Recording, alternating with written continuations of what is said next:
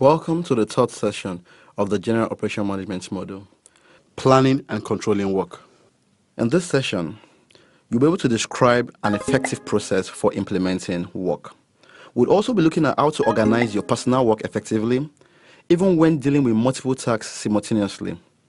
Also, as SMEs, you need to know how to plan, execute, and control a project which involves your team. What does work mean? Work has the following characteristics. There's always a starting point and an ending point. There has to be a specific outcome. For every work, it should require certain resources. And it should also be unique. Unique meaning, although the task can be similar, but different in circumstances and the people involved. Finally, the work should also not be urgent, because you cannot plan for a task that arises unexpectedly. There are certain problems or issues that can arise in our businesses as SMEs. One, insufficient resources. Most times as SMEs, we might not have the resources we need to complete a job or a task. That becomes a problem. Also, and this will lead to what? Unexpected results for us as SMEs. There are also unforeseen difficulties. And all this will result in delay in the work being done. We might have to make changes, and this becomes a problem. We can also have misunderstanding, maybe among team members or among our suppliers or our buyers. This can also result to a problem. There can also be poor coordination among the staffs, as well as ineffective implementation of the job that needs to be done. Most importantly, inefficient use of our resources is the most common problem we have as SMEs. That is why it's important, before any work is being done, we plan ahead. Planning is very important. What is the role of planning? Planning would help us achieve the practical objectives we have set as SMEs before we start a job or a task. It will also provide clear guidelines for us to be able to achieve the job or task to be completed. As SMEs, we'll be able to organize our work effectively and secure our resources proactively. We'll be able to use these resources efficiently, and this will give us a basis for controlling the work process. So, what is the role of controlling? How do we ensure results in the work to be done? After we've planned, how do we control the resources we have? Controlling helps us to ensure our results by what? By identifying and solving problems timely. It also helps us to mitigate risk. With controlling, we can adjust the plan to incorporate changes. That is why we say proper planning plus proper controlling gives us greater possibility for success. The planning aspect is more of defining our objectives. As SMEs, we should define the objectives, then we should also develop a plan around it. Then how do we implement the plan? In the implementation process, we have the planning and the controlling. For the planning, what do we do as SMEs? We define our objectives.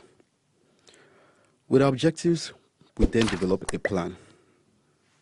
After the plan has been developed, it is time to implement the plan. During implementation, then we check the progress of the objectives for the plan.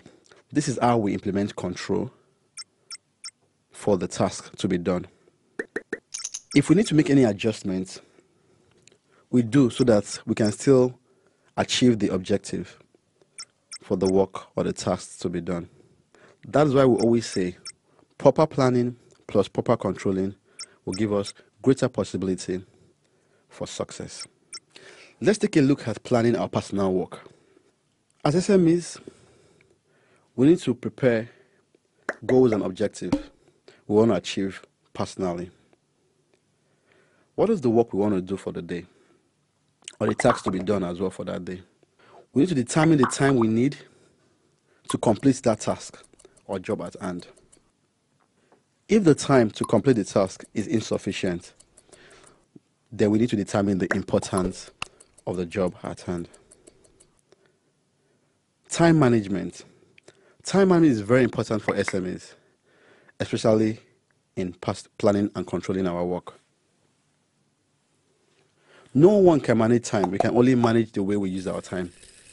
So as SMEs, we are advised to manage our time properly.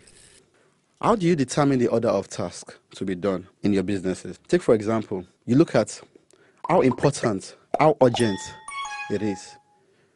These are two different ways in which you can classify the order of tasks. If it's urgent, what's the demand? Does it need immediate attention? If it's important, give it considerable significance, or is there a consequence for not achieving the task? A task is urgent when it requires immediate action. A fire, for example, some urgent tasks at work includes sending a purchase order to customers, answering a customer's call, and obtaining approval from a manager for a plan before his or her boss's trip. Urgent tasks must be completed immediately to avoid what? Negative consequences. The importance of a task can be measured by considering the seriousness of the consequences. If that task is not completed, the more serious the consequences, the more important the task. There are tools we need when we are arranging our work schedule. Some of them you already know as SMEs and you're already using right now. Some of the tools we can use: personal calendar. How do we use a personal calendar? We use a calendar to gain an overall picture of all events during the year. Weekly, monthly schedule for organizing tasks within the work or month. Also, we can do a to-do list.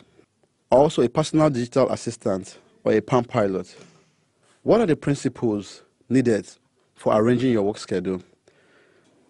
The first principle is to understand objectives clearly. The planner should know what the objectives are in order to allocate time appropriately.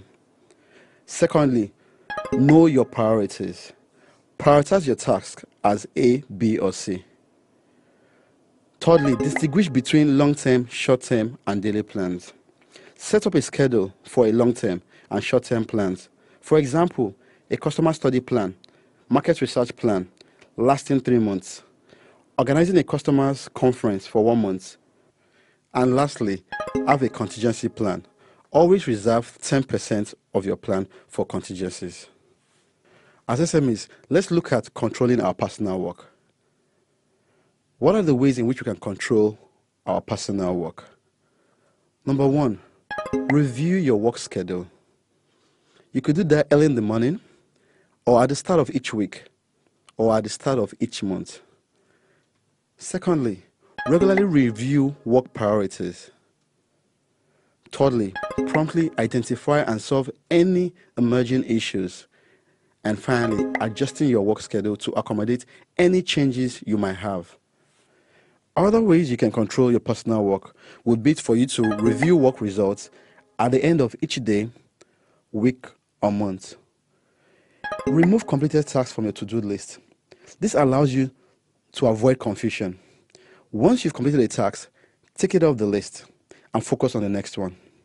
And lastly, reschedule uncompleted tasks when necessary. The jobs that were unable to be achieved at the end of the day or the week or the month, reschedule them for another time. But I will also leave you with some other tips that can help you control your personal work. Document management. This allows you to maintain a logical document management system that will save you time and prevent you from missing important deadlines. Also, just say no when you do not have enough time to complete a task.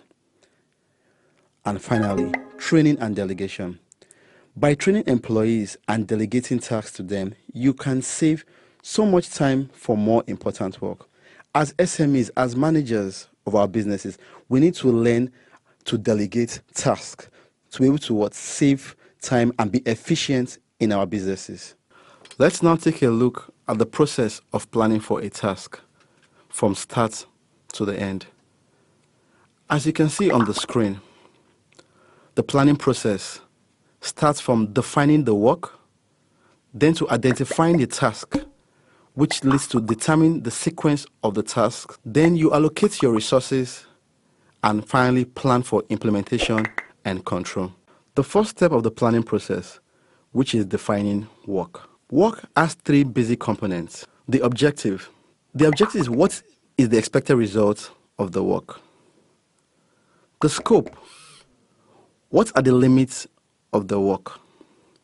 And thirdly, the constraints. In which conditions the work must be implemented.